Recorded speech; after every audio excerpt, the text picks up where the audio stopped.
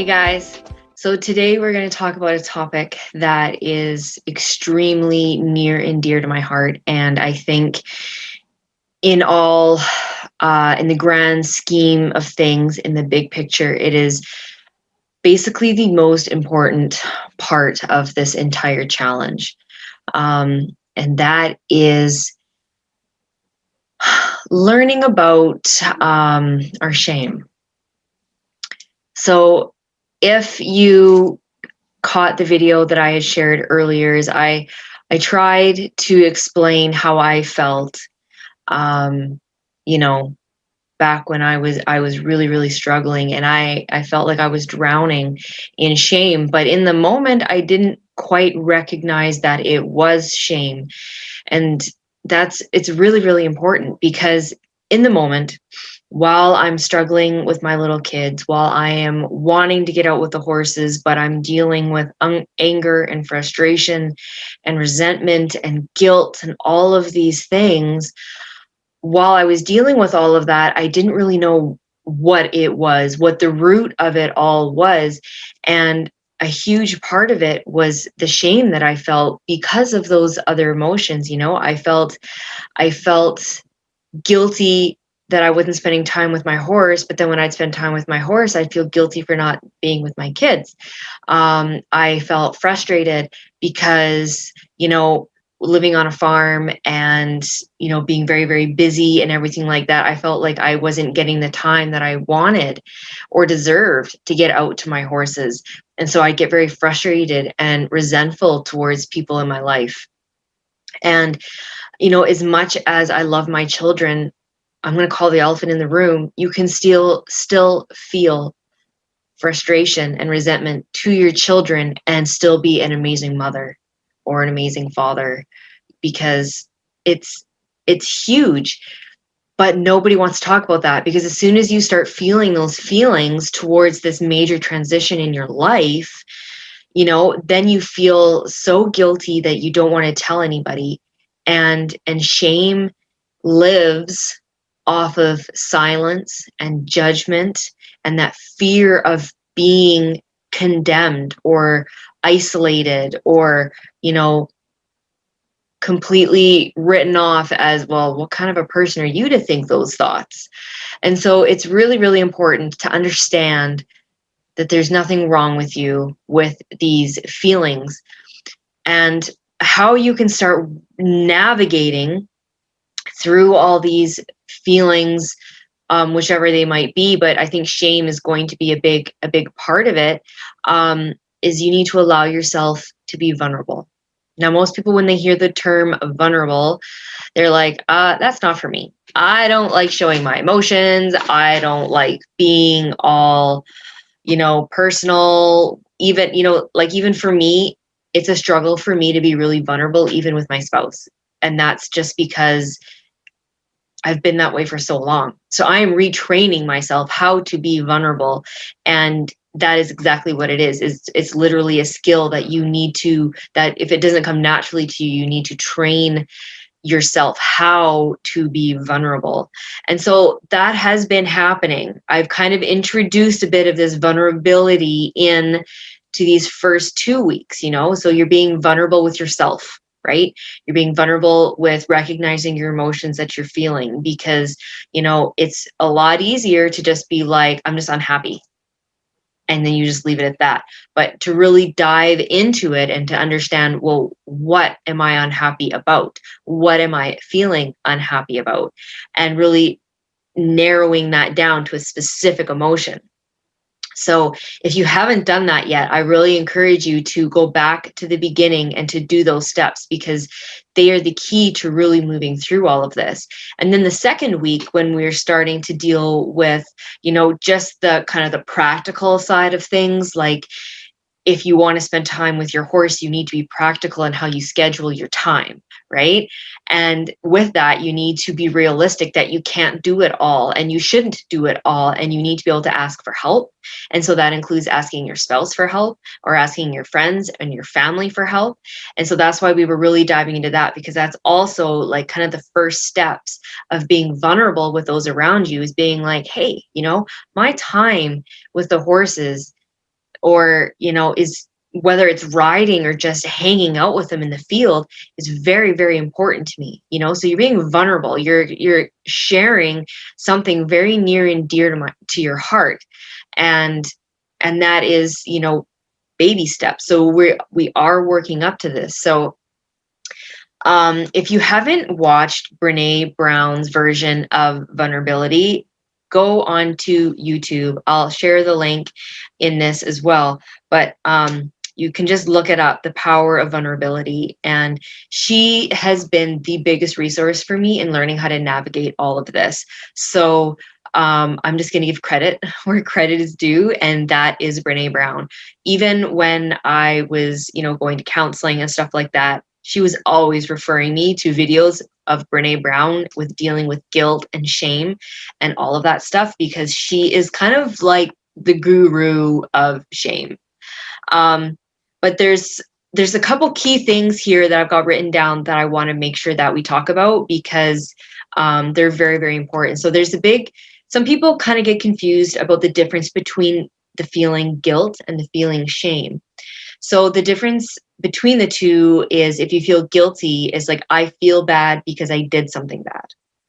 Shame is, I feel bad because I am bad. There's a big difference, right?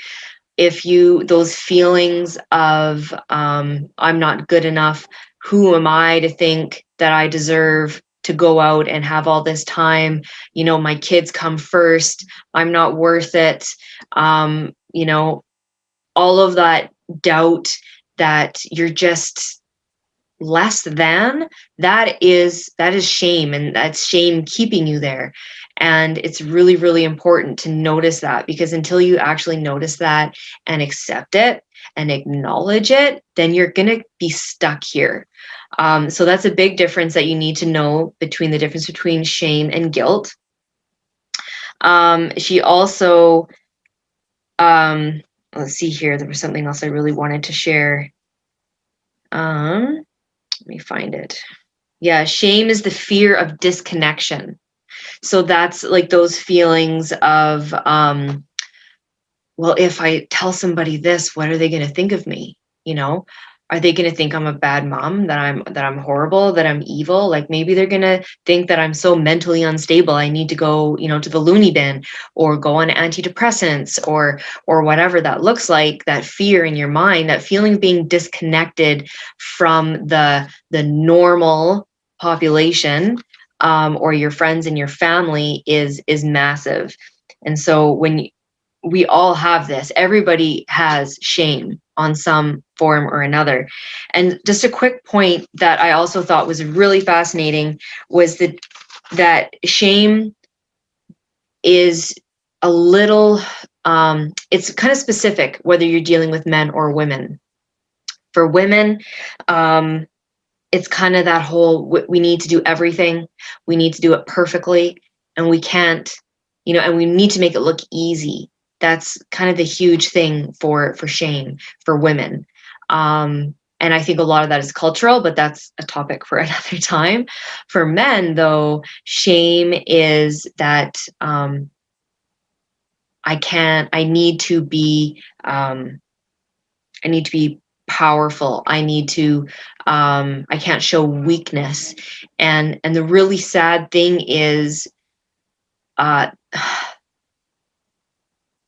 I think we as a society generally think that men put that on men, but at the same time, women put that on men a lot too, that I think we are sometimes the biggest critics of our men's shame and our men's weakness. Like, a man tries to be vulnerable and show weakness, a lot of women can't handle it. They run for the hills, or they think there's something wrong with them. And so it's just because that is something very important to note, the difference of shame between men and women. And let me see, there was a couple other points here. This is just such a big topic that I wrote notes for this.